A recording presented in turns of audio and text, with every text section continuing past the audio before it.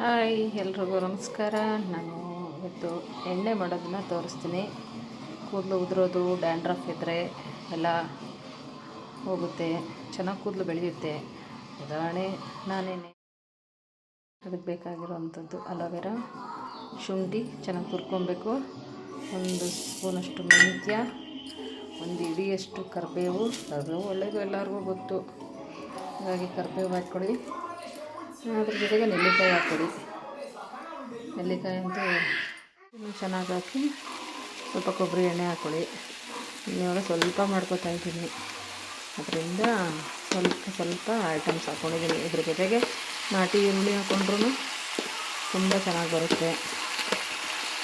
ನೋಡಿ, ಫುಲ್ಲು ಕೊಬ್ಬರಿ ಎಣ್ಣೆ ಗಟ್ಟಿಯಾಗ್ಬಿಟ್ಟಿದೆ, ಅದರಿಂದ ಸ್ವಲ್ಪ ಲೇಟ್ ಆಗ್ತಾ ಆಯಿತು. ನೋಡಿ, ಈ ಥರ ಕುದೀತಿದೆ.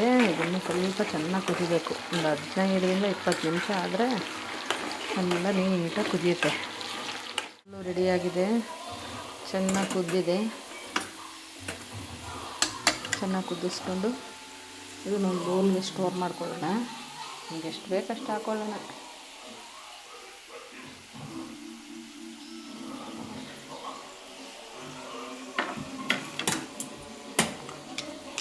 ಮಿಕ್ಕಿರೋದಕ್ಕೇ ಸ್ವಲ್ಪ ಮತ್ತೆ ನಾಳೆಗೆ ಇನ್ನು ಸ್ವಲ್ಪ ಅಲೋವೆರಾ, ಕರಿಬೇವು ಎಲ್ಲ ಹಾಕಿ ಮತ್ತೆ ಸ್ವಲ್ಪ ಕುದಿಸ್ತೀನಿ.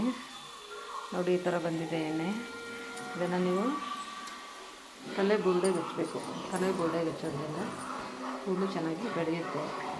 ಈಸಿಯಾಗಿ ಮನೆಯಲ್ಲೇ ಮಾಡ್ಕೊಬೋದು. ಮನೇಲಿ ಸಿಗೋವಂಥ ಐಟಮಿಂದನೇ ಎಣ್ಣೆ ತಯಾರಿಸ್ಕೋಬೋದು.